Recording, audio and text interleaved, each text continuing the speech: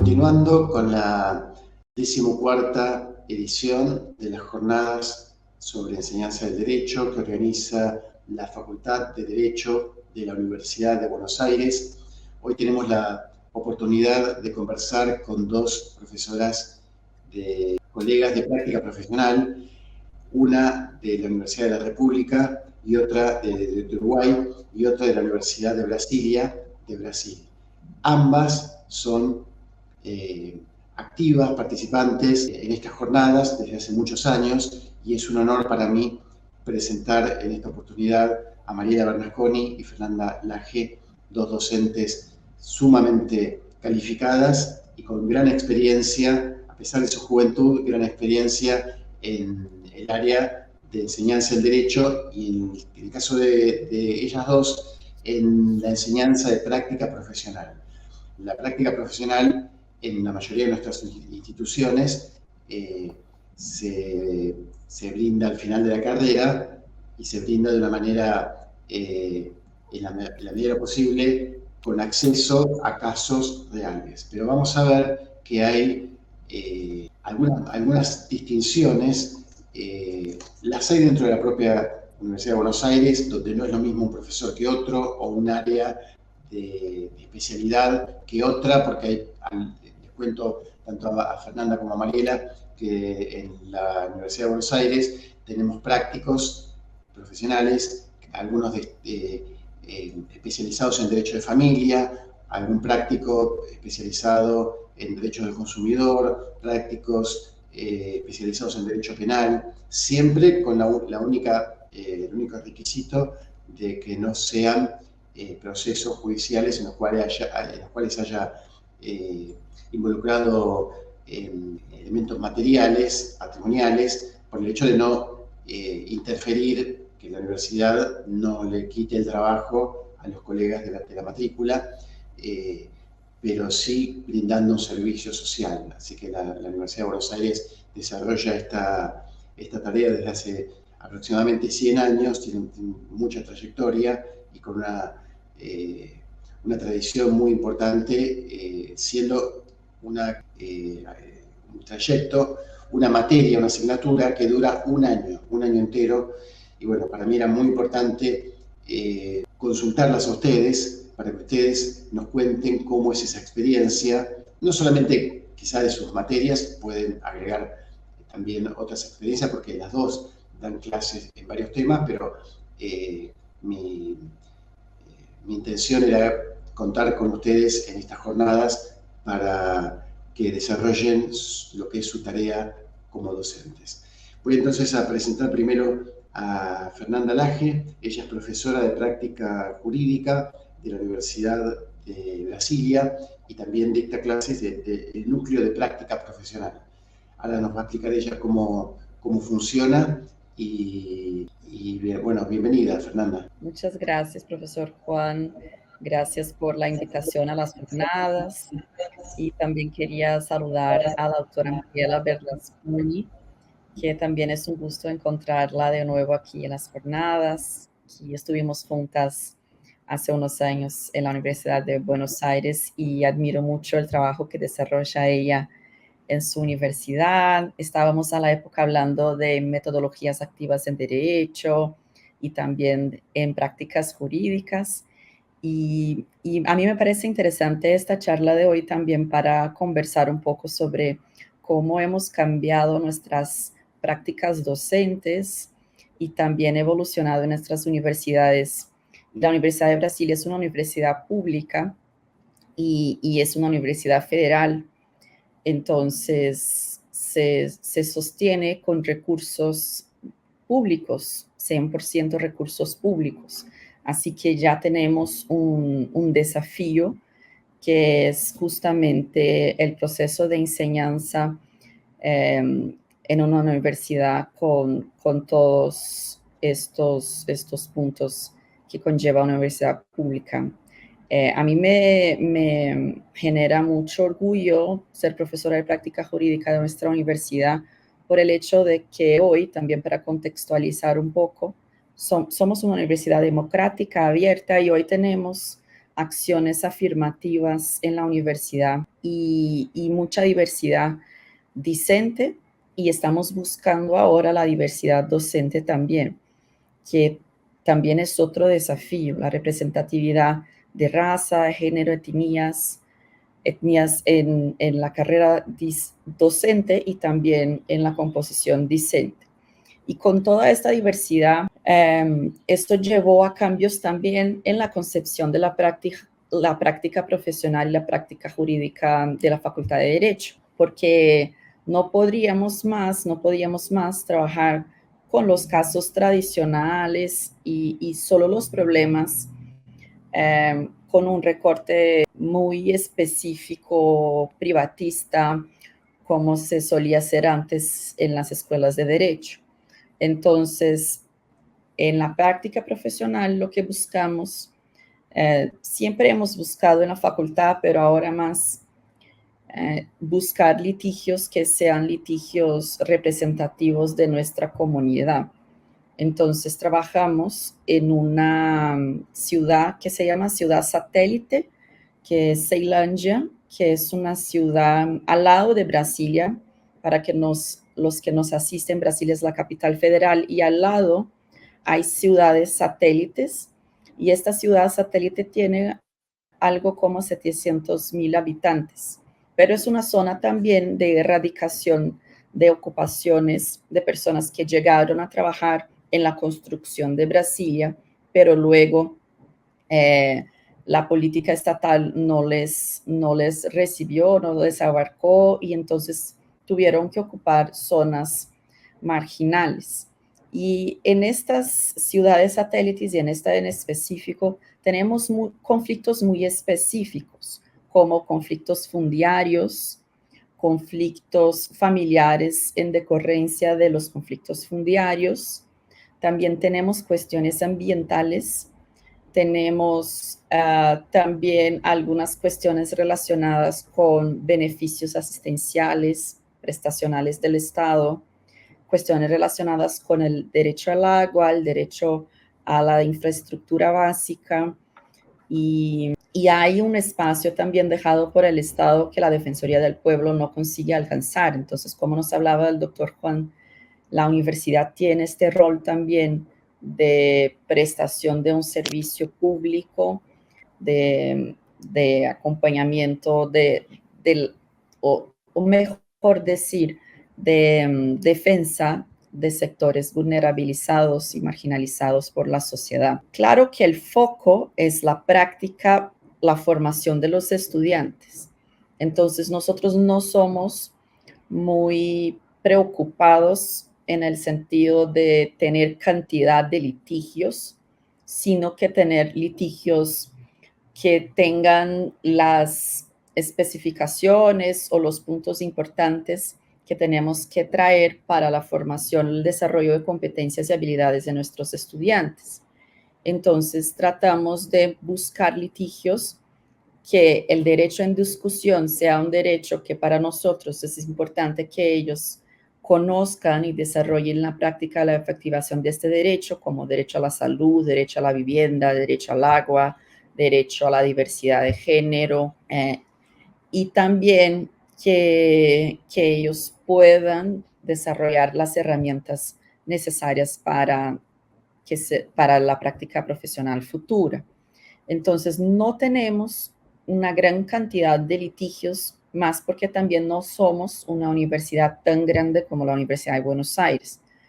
Para que tengan una idea, tenemos 2 cursos, uno por la mañana de 60 estudiantes y uno por la noche de 60 estudiantes. Entonces, también nuestra capacidad de abarcar estos litigios no es tan grande por ser una facultad pequeña. Pero más que nada, estamos preocupados en desarrollar habilidades de empatía en los estudiantes, de respeto a las diversidades que tenemos en nuestros países, en Brasil especialmente. Y ahora estamos intentando desarrollar una práctica profesional relacionada a las migraciones y los migrantes, los diversos migrantes que llegan a Brasilia, la acogida de estos migrantes y la documentación de estos migrantes, y también cuestiones relacionadas a tolerancia e intolerancia de género en los diversos sectores de la sociedad, como por ejemplo el derecho al cambio, a la rectificación de nombre social, el derecho a la postulación, por ejemplo, de personas transgénero en la política, la cuestión también de la violencia política, la violencia familiar, de género y otros derechos involucrados a la comunidad LGBTQIAP+. Y entonces eso es un poco lo que estamos pensando, y yo creo que para cerrar un poco mi presentación, el eje de las prácticas jurídicas a mí me parece que es el área más cautivante de la Facultad de Derecho. Llegamos ya al final de la facultad con estudiantes que ya llegan al nono periodo, por ejemplo, octavo, nono periodo, y es el hecho en que es el área en que el derecho está vivo, que el derecho, que se ve el derecho en la sociedad, en la práctica, y que tenemos oportunidad de generar cambios sociales y también generar cambios de mentalidades, de posturas frente a cómo estas personas van a trabajar con el derecho en el futuro. Entonces yo creo que tenemos un rol muy importante y que discutir cómo trabajar las prácticas, qué estamos haciendo, cómo podemos mejorar y mejorar de manera constante es fundamental en la carrera docente. Muchas gracias y me quedo aquí atenta a nuestro debate, nuestra discusión. Bueno, obrigado, gracias a ti, Fernanda. Es muy interesante y después me gustaría preguntarte más sobre esos casos que aquí los solemos llamar como clínica legal, bueno, no solo aquí en muchos lugares, con casos, como tú dijiste, como casos testigos para temas muy específicos, así que va a ser muy interesante después escucharte y intercambiar. Pero me pareció sumamente valiosa tu introducción y ahora le pediría a Mariela que también ella nos cuente sobre su actividad en la Universidad de la República en la ciudad de Montevideo. Bienvenida, Mariela. Bueno, muchas gracias, Juan. Muchas gracias por esta invitación. Es una alegría ver a Fernanda. Hemos compartido muchos momentos en las jornadas. Son las 14ª jornadas y yo vengo desde las 2012. Así que bueno, soy una asidua participante, he expuesto, he estado en paneles y bueno. Yo soy profesora de técnica forense, que en realidad es práctica profesional, no le ha cambiado el nombre, en la Facultad de Derecho hace unos cuantos años, y estoy a cargo además de la práctica profesional de consultorio jurídico central en la Facultad de Derecho, en la Universidad de la República, y un consultorio barrial, que nosotros le decimos así, pues está inserto en un contexto crítico, socioeconómico, donde también es curricularizado, y los muchachos, los estudiantes hacen la práctica como si estuvieran en el consultorio central. Lo que es más, el contacto es mucho más próximo que en el consultorio central. Nosotros en el consultorio central tenemos 18 grupos, o sea, ya hay toda una organización más burocrática.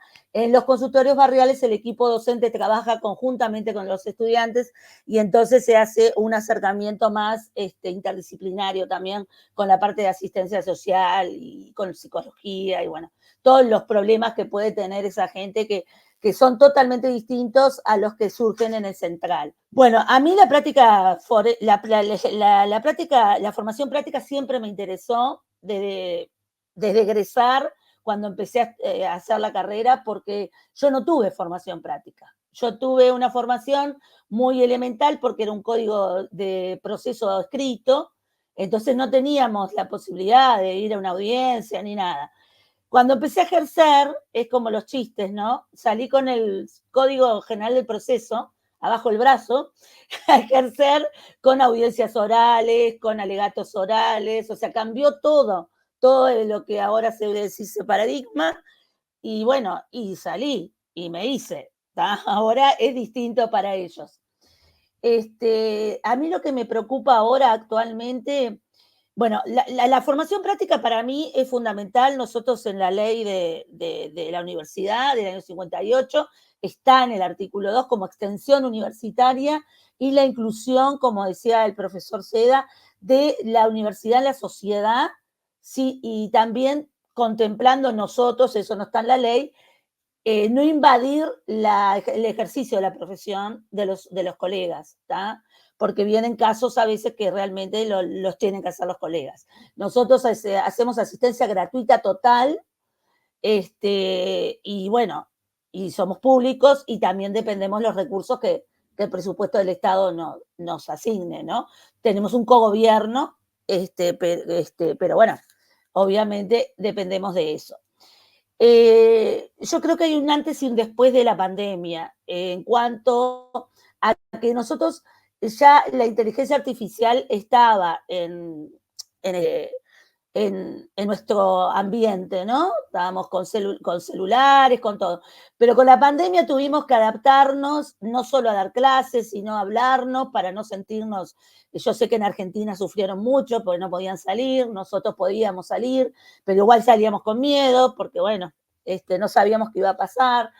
Después lo de las vacunas, como que eso pero en la facultad se manejó muy bien ese protocolo, y entonces, claro, empezó el tema de las clases y no se perdió ese feedback entre los alumnos, eso que los alumnos mismos me dicen ahora, yo la quiero ver, yo disfruto haciendo, porque yo hago muchos chistes, haciendo los chistes, las anécdotas que usted hace, me levanta el ánimo ser abogado. La otra vez una alumna me dijo, dice, qué increíble, todo lo que yo aprendí teóricamente cayó, dice, cayó a la tierra.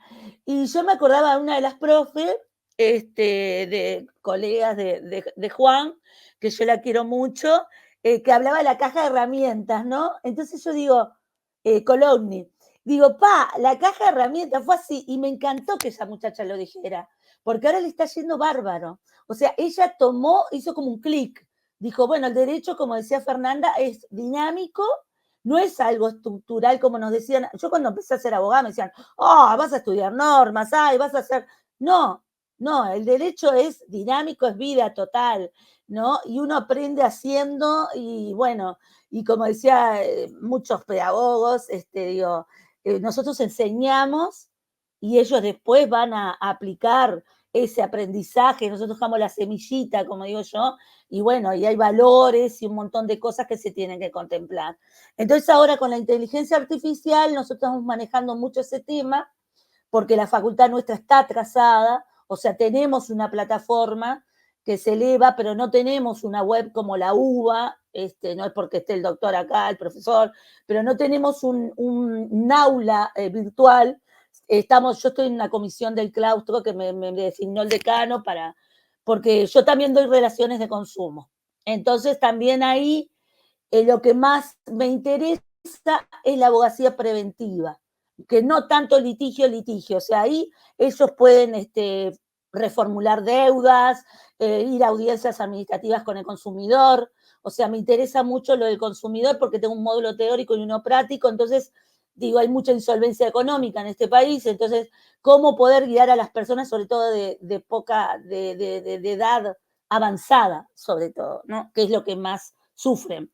Y en cuanto, como decía Fernanda, la faja etaria y la faja de la sociedad que nosotros atendemos siempre es clase media para abajo, no tienen mucho conocimiento, como el derecho al consumidor no tiene ningún conocimiento, no tienen derecho, tampoco conocimiento del derecho, y yo siempre trato de intentar esa abogacía preventiva.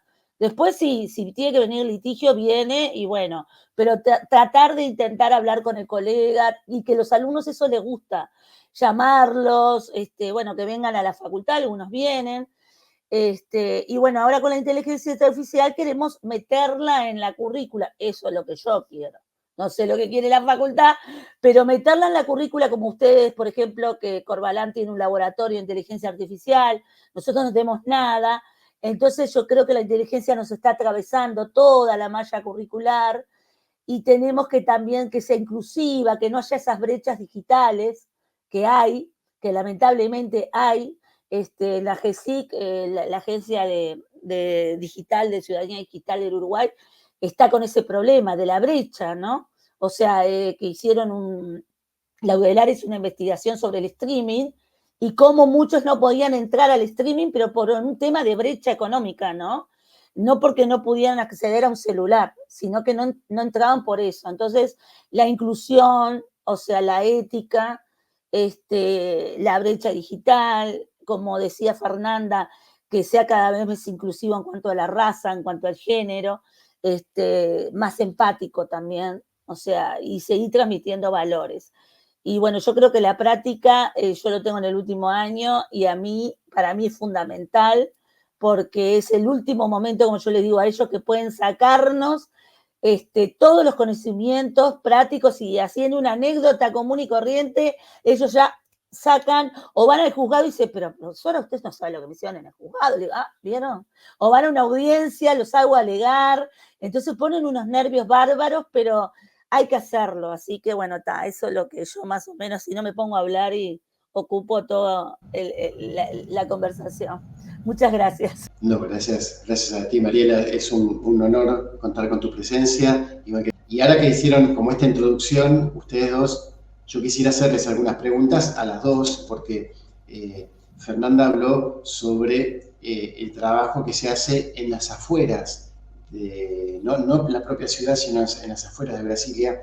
Y una de las cosas que quisiera preguntarle es cómo se produce ese salir, cuando el estudiante sale, y creo que cabe también a Mariela, cuando el estudiante acostumbrado al aula y a otro espacio y otro clima, sale a otro espacio con otra vida totalmente distinta, con otros códigos, con otras necesidades. ¿Qué le produce a los estudiantes y cuál es el rol de ustedes como docentes? Muchas gracias, Juan. Acá tenemos un profesor que fue nuestro rector que se llama José Geraldo de Souza Jr. y él desarrolló una corriente de pensamiento en la cual se basó también la práctica jurídica, que es el derecho encontrado en la calle. Entonces, trabajamos con una perspectiva también de formación teórica en esta corriente de sociología jurídica desde el primer semestre con los estudiantes. Entonces, conceptualmente, ¿qué es el derecho encontrado en la calle? ¿O qué es para unos el derecho vivo? ¿Cómo tenemos otras fuentes del derecho que no solo la norma? Que también las fuentes del derecho son las tradiciones, la cultura, la manera de hacer algo.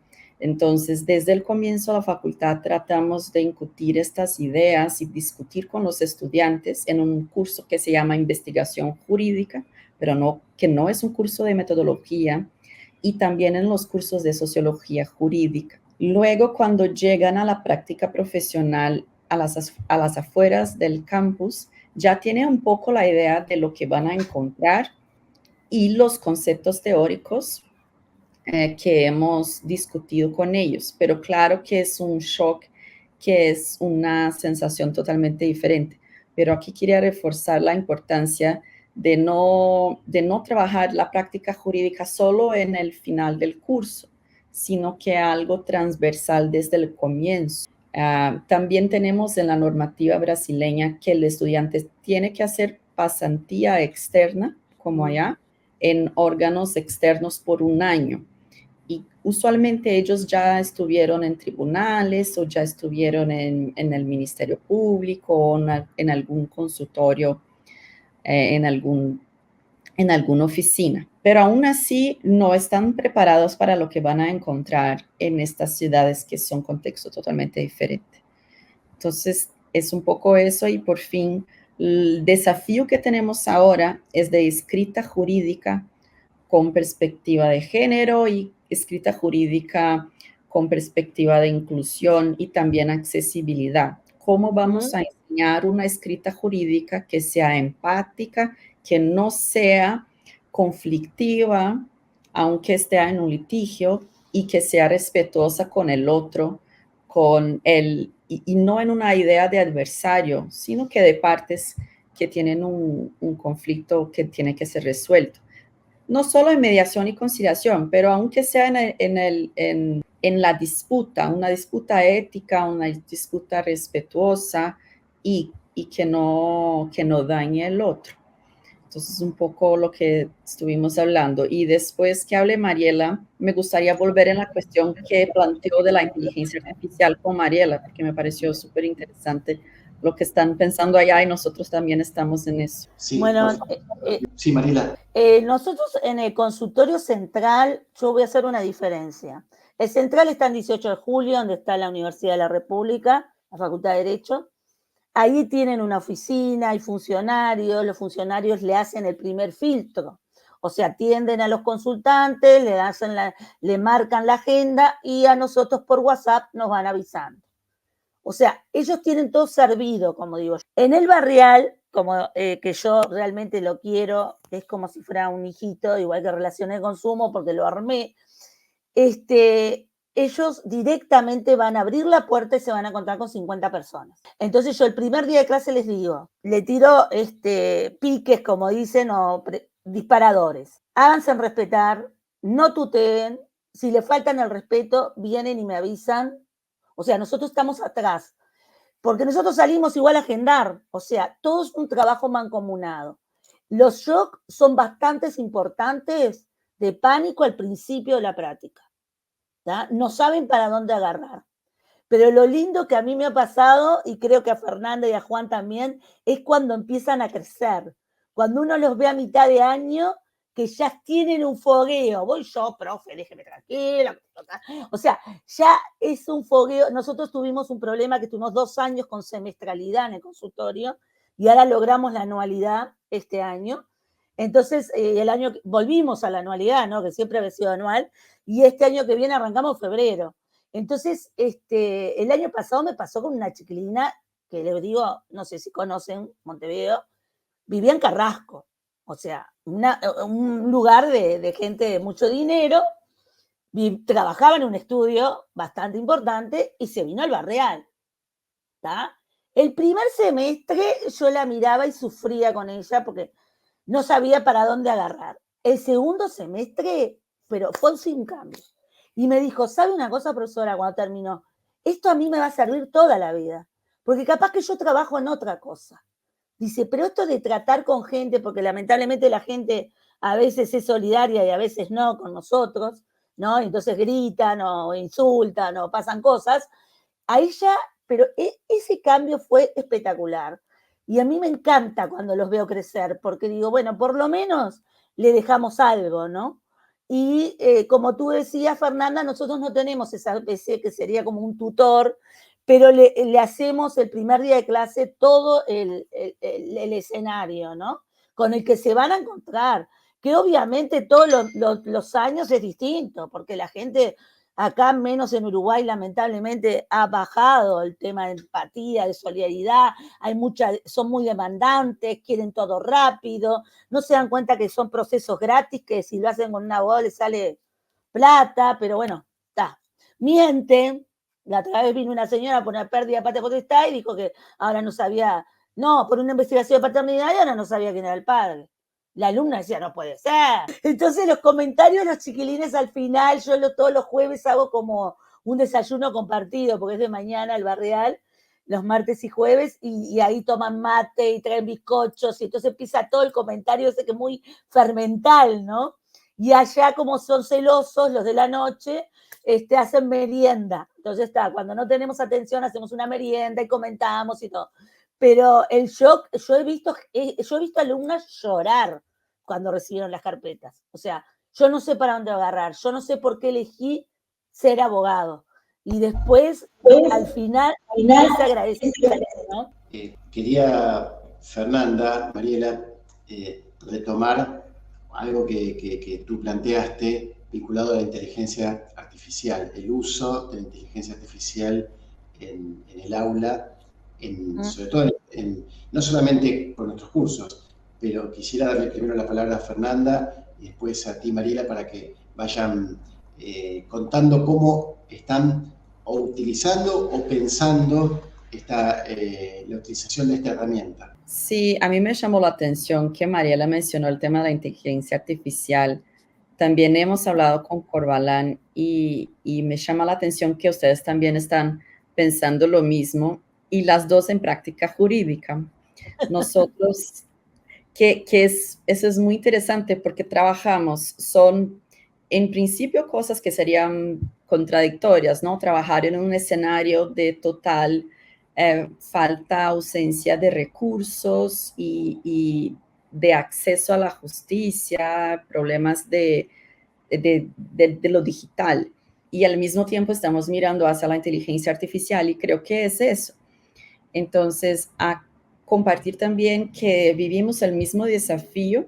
Nosotros en la facultad, en el programa, no tenemos un curso de Derecho a Inteligencia Artificial, pero hemos creado una disciplina optativa de Derecho a Inteligencia Artificial.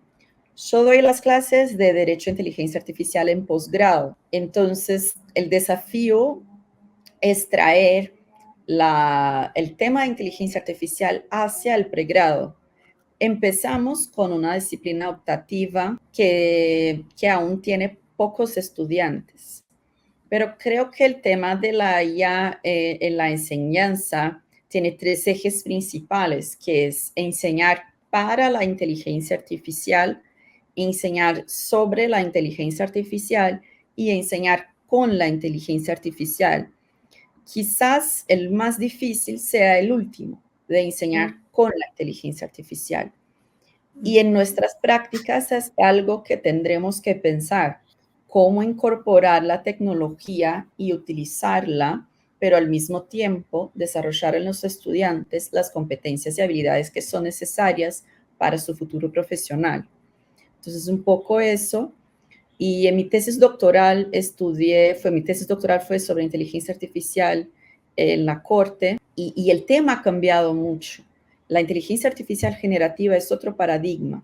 Un poco eso es lo que quería plantear y escuchar más que nada a Mariela y lo que están haciendo en Uruguay. Bueno, yo me he convertido en Uruguay como un bicho medio raro porque tiro lo de la inteligencia artificial y no me tiran piedras, pero me quedan mirando algunos colegas. ¿Qué te pasó? El tema empezó hace un par de años cuando tomé un curso, Juan sabe que yo duermo en la facultad. Tomé un curso de seminarios que se da ahora, empieza el 23 de octubre, y empecé con datos personales, o sea, protección de datos personales, acceso a los datos personales, y ahí me saltó el derecho al olvido, bueno, un montón de cosas, y dije, no, yo voy a hacer inteligencia artificial. Entonces el año pasado hice inteligencia artificial, vinieron 80 alumnos, fue impresionante, invité a una colega de otra universidad a dar una charla, trajeron videos los muchachos, empezamos a hablar de la legislación europea, no había nada acá, no había, solo la GSICSI, porque eso me lo dijo un colega de Argentina, que nosotros estábamos un poco adelantados en todo el tema de firma digital y todos esos trámites de gobierno. Pero en facultad nosotros tenemos una plataforma educativa llamada EVA, donde en realidad está dentro de la currícula, la usamos, pero tenemos un problema, a los estudiantes no les gusta, primero, rarísimo. Segundo, tenemos derecho informático como materia curricular, tenemos el seminario de inteligencia artificial, el único que, completa los cupos porque todo el mundo quiere saber. Ahora yo estaba planificando, estaba mirando más o menos de qué hablar este año, porque ahora la GESIC hizo unas, ahí se me fue, puede ser que me haya ido. Está, perdón. Esto después se edita.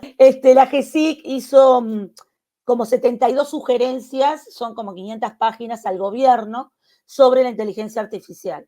Entonces, para tratar de empezar a compasarse con Europa. Ahora el claustro, que es uno de los órganos del Consejo, el decano me nombró como referente de inteligencia artificial para, estamos en una comisión asesora que vamos a asesorar al claustro para ver cómo ingresar, como decía Fernanda, la inteligencia artificial en la educación. En algunas asignaturas es mucho más fácil, me parece a mí. Yo hablé con Corbalán, el año pasado llegué tarde, el primer día de la jornada, Juan siempre es tan amoroso que me cubrió perfectamente. Después Corbalán me dice, sos tú, porque yo había estado en unos webinars de Corbalán preguntándole por la educación y la educación. Y él me decía, ya tenemos, por ejemplo, el ChatGPT y todo eso. Nosotros no tenemos nada de eso. No trabajamos con eso. Entonces mi idea es incorporar esas herramientas digitales que le hago entender a los colegas que no nos va a usar a nosotros.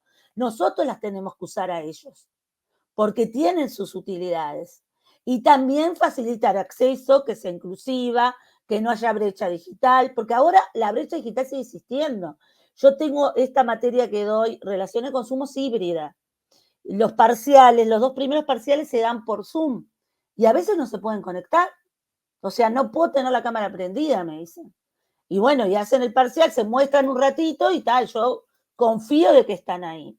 Entonces, la idea que tenemos, Fernanda, es que yo estoy metiéndome en un proyecto de investigación. Ya hice uno el año pasado con los chiquilines de relaciones de consumo, pero quiero tratar de hacer otro sobre inteligencia artificial en la educación superior, ¿no? O sea, creo que de la UBA podemos aprender pila.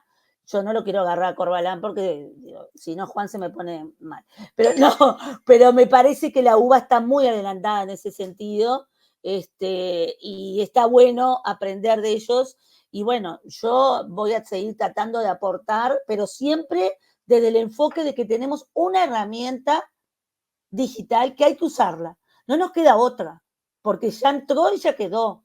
Y cada vez va a ser más. Porque en el Poder Judicial, por ejemplo, no sé ustedes, sé que en Argentina, no sé, en la Cava por lo menos, no sé que es casi todo digital. Nosotros en el Poder Judicial ingresamos el expediente electrónico, pero después todo papel. Seguimos en la misma. Y la Corte te dice, el Poder Judicial te dice, ya digitalizamos. No.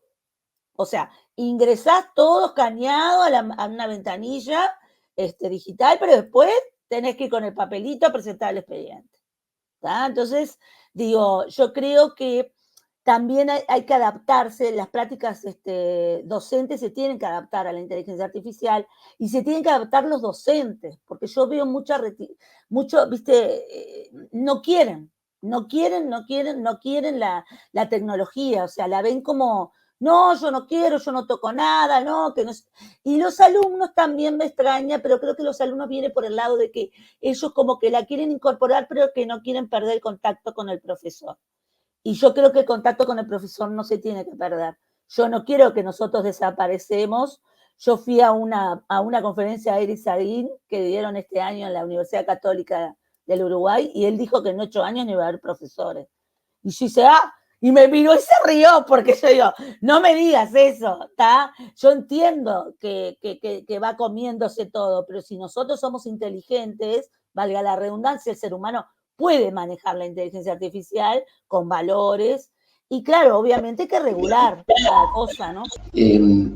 Decía muy bien Mariela, el año pasado tuvimos un panel en las jornadas que se llamó justamente la inteligencia artificial y sus implicaciones pedagógicas, donde estuvo un colega de nuestra facultad, Juan Corbalán, que es el director del Laboratorio de Innovación e Inteligencia Artificial, y también estuvo la directora general del Centro de Innovación en Tecnología y Pedagogía de la UBA, que es Silvia Andreoli.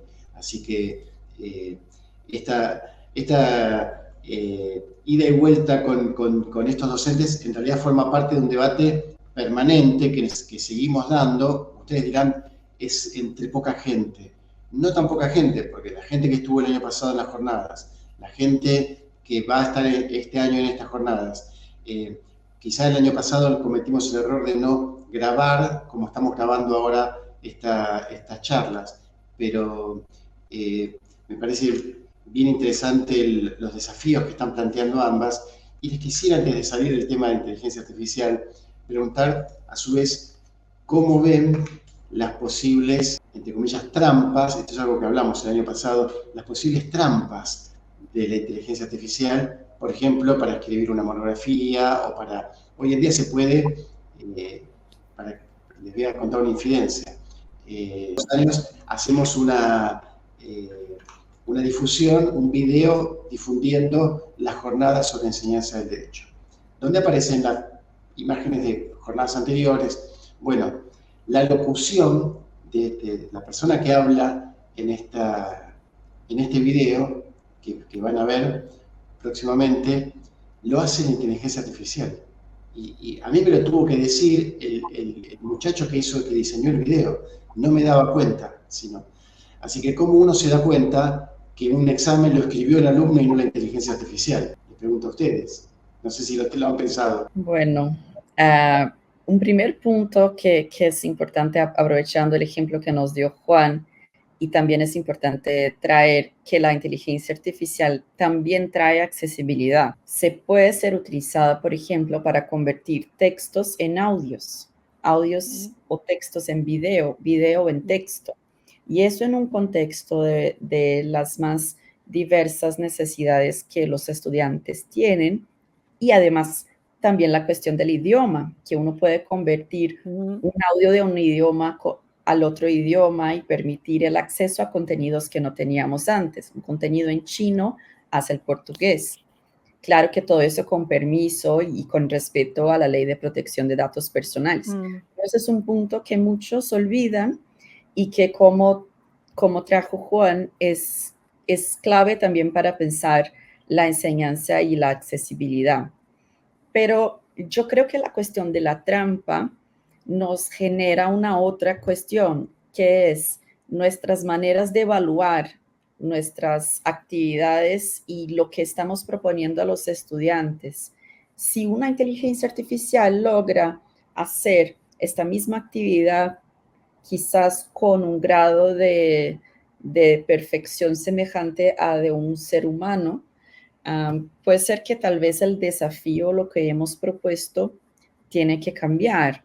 Entonces, las monografías tradicionales, los textos tradicionales, las preguntas de contenido sin articulación crítica, sin un pensamiento reflexivo, tal vez sea un problema, ¿no? Entonces, yo creo que para cerrar lo que dijo Mariela, es clave también la idea de una herramienta de apoyo. La inteligencia artificial tiene que ser vista como una herramienta de apoyo. Y yo no creo que va a sustituir al ser humano, pero sí va a cambiar la manera por la cual trabajamos, la manera por la cual vemos el mundo y la manera por la cual convivimos con la tecnología. ¿Cómo generar empatía en un mundo que está tomado por la tecnología? ¿Cómo generar empatía en las clases de Derecho del Consumidor, en video, híbrida, en práctica profesional por el video? Eso es otro problema. Y el final que quería también dejar aquí, para ya pasar a Marielle, es que el AI Act, la Ley de Inteligencia Artificial de la Unión Europea, puso o clasificó, mejor decir, los sistemas de educación con inteligencia artificial de formación profesional como sistemas de alto riesgo. Entonces, en el adjunto 3, yo creo que es el ítem 3, clasifica con detalles los sistemas que se utilizan de inteligencia artificial para formación profesional como algo que presenta a la sociedad un alto riesgo. No es una prohibición, pero también nos lleva a una importancia de que no es simplemente aplicarla, sino que tenemos que pensar de manera crítica cómo hacerlo con los principios y valores de nuestra sociedad en nuestros países, Brasil, Uruguay, Argentina, en nuestros contextos específicos de discriminación de género. Entonces, todo eso son planteamientos, perdón. Sí, yo respecto a lo que decía Juan, las monografías hace un par de años que las achiqué, o sea, en el tamaño, ¿no? Porque antes hacían monografías de 20 páginas, me cortaban, me pegaban, y eso que no estábamos en el boom de la inteligencia artificial. Y yo no los leía, era la verdad. O sea, lo miraba por arriba y decía, bueno, Juan Seda es un buen alumno, ya está, tuvo buena participación. No puedo leer 20 páginas, 30 páginas. Entonces, por ejemplo, en relación al consumo que se pide monografía, le pido 5 páginas y les viene ataques. Digo, yo quiero que ustedes tomen un tema y que me hablen de ese tema. No importa que esté dentro del programa o no. O sea, nosotros hablamos de inteligencia artificial en relación al consumo por el tema de la contratación electrónica. Entonces, le digo, si no lo pusimos en el parcial contratación electrónica porque es todo muy nuevo, no importa, ustedes hablen de la contratación electrónica. Hay tribunales, hay sentencias, pero son 5 páginas. ¿Por qué 5? Porque la quinta es la carátula. Se ríen ellos, porque a ellos les gusta hacer carátula con el logo de la facultad. Bueno, me hacen la carátula, pero yo las leo y me interesa porque me gusta leerlas, porque es también, uno aprende de sus estudiantes. Y en cuanto a las preguntas, yo sigo mucho a Xavier Agararay, que es un pedagogo catalán, y él decía que había un cambio, ¿no?, total en el enfoque de la evaluación del profesor y cómo hacer la pregunta, que creo que Corbalán también lo comentó. O sea, hacer preguntas más críticas, o sea, hacer preguntas que razonen. Ya no podemos hacer una pregunta que saben que está, aparte nosotros, por ejemplo, en el caso de facultad, ellos hacen los parciales con el material encima, o sea, con el material legislativo, lo tienen a la vista. Entonces, no, tenemos que hacer uno que diga, bueno, sí, está el artículo 39, pero ¿qué es lo que yo pienso de ese artículo? Entonces, es lo que estamos tratando de hacer, o sea, que se piensen. Y entonces ahí, como decía Fernanda, que coincidimos las dos, es una herramienta, les va a servir. Obviamente van a ir a ChatGPT, obviamente van a googlear todo, Wikipedia, todo lo que hay pero bueno, tengo que dar mi opinión. Entonces, más o menos ahí podemos ir filtrando. Ahora, eso me dejaste, Juan, con que no te diste cuenta que era una inteligencia artificial. Me superó. Sí, ya lo vas a escuchar porque vamos a difundirlo y vas a ver que es tan extraordinario que llama la atención. Pero para salir, porque nos quedan pocos minutos y quería hacer un cierre que hagan ustedes un cierre con algo que estuvo presente en las dos exposiciones. Las dos tocaban la noción del diálogo en el aula, del diálogo con sus alumnos, entre ustedes, el diálogo de sus alumnos con el contexto. ¿Cómo es esa conversación en el aula? Quisiera que, antes de terminar, que nos relataran brevemente qué tipo de conversaciones tienen los alumnos y si bien ya algo adelantó, ambas adelantaron algo sobre cómo entran y cómo salen los alumnos de estos cursos de práctica profesional, quisiera preguntarles brevemente cómo ven el diálogo en el aula y el diálogo con el contexto en estas materias. Yo creo que, como dijo Mariela, la generación que vino post pandemia trajo nuevos desafíos. No sé cómo está allá en Uruguay, pero aquí hay algunos desafíos de que lo virtual y nosotros nos quedamos encerrados por mucho tiempo. Entonces estamos aún aprendiendo a convivir de nuevo en el colectivo y también no tener miedo al otro, porque eso es un poco lo que generó la pandemia, el miedo al otro. Entonces, a mí me llamó la atención, por ejemplo, el desayuno, lo que habló Mariela, como un espacio de generación de lazos, de confianza. Creo que la actividad del docente, y en especial en la práctica jurídica, y un poco y contestando a su pregunta, es cómo generar confianza, cómo generar este espacio de conversación entre iguales y un espacio de una generación, los más jóvenes en general del curso diurno, que están acostumbrados a seguir personas en las diversas plataformas, ser seguidores de TikTok, seguidores de Facebook, pero no seguir, sino que ser la persona que se posiciona, ser la persona que piensa de manera crítica y no que sigue otros necesariamente. Entonces siempre uno siente que está un poco una idea de que tú tienes que dar una respuesta lista, pronta. A veces no hay respuestas. Entonces, enseñarles, también habló Mariela, hacer la pregunta es algo que veo que es un desafío. Y por fin quería dejar una reflexión también respecto a la cuestión de las emociones en el derecho.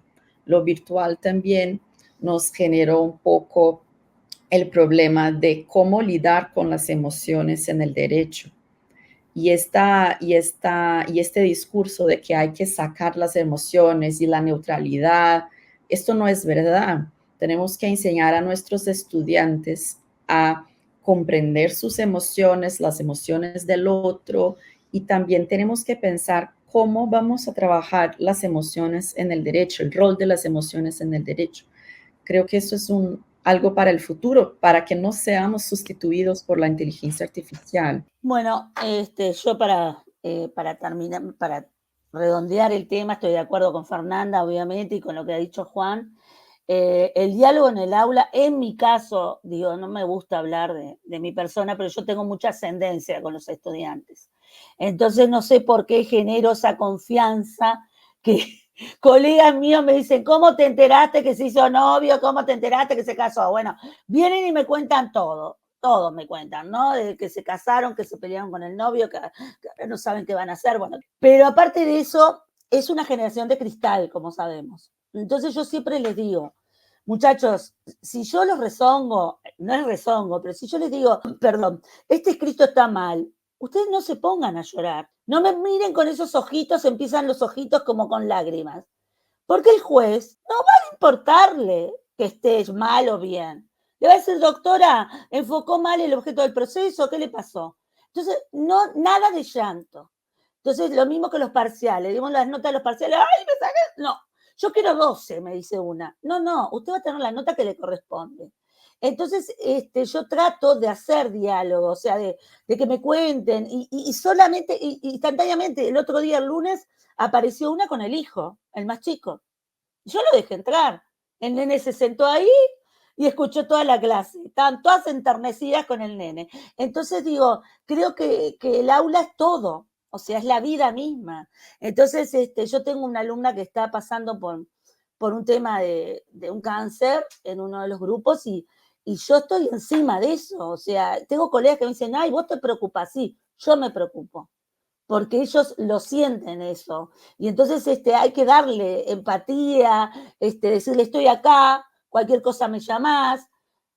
La otra vez, cierro con esta anécdota, pues tengo cuantas, pero fui a un casamiento y mi pareja estaba en la cola para la torta, para hacer el postre, alumna mía de años. Y le dijo, ¿usted sabe con quién está de pareja? Esta mujer me hizo recibir de abogada. Esta mujer me hizo pensar.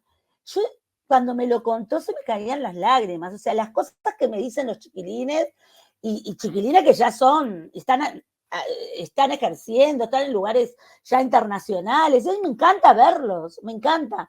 Y siempre dejar eso, ¿no? Tratar de cultivar. Obviamente vamos a tener alguno que no, que sí, bueno, eso en todos lados. Y la inteligencia artificial no va a sustituirse si nosotros ponemos de nosotros nuestro caudal como docentes, como seres humanos. Gracias. Bueno, no, los agradecidos somos nosotros para ti, para Mariela, para Fernanda.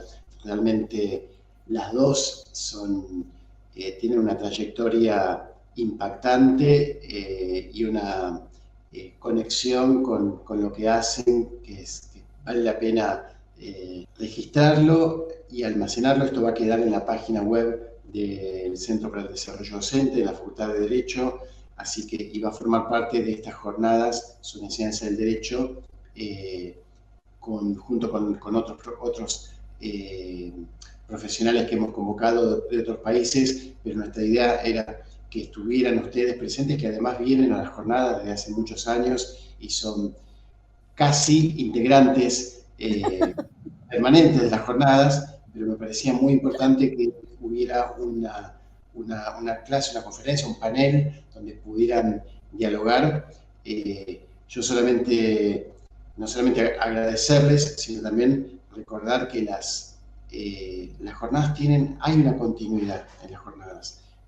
Por eso es tan importante que se tome lo que escucharon el año pasado, lo que se planteó hace 5 años, o sea, porque el tema sigue siendo el mismo. Mucha gente a veces me pregunta, ¿cuándo empezó la formación docente en la facultad? Empezó hace muchos años formalmente, pero en realidad existió siempre, siempre.